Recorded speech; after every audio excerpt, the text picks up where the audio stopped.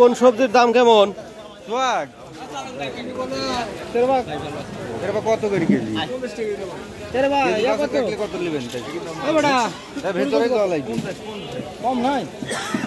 বটবটি কত করি ভাই?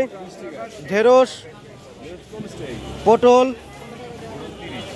বেগুন কত করে বেচতেছেন? কাঁচামরিচ আজ একটু দাম বাড়ছে মনে হচ্ছে।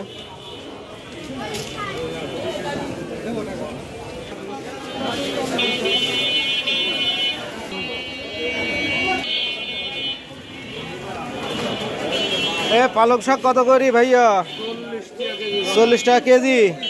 পেঁপে কত করি? পেঁপে আচ্ছা আচ্ছা। আমি তো 30 টাকা করে কেজি কিনেছি আমি।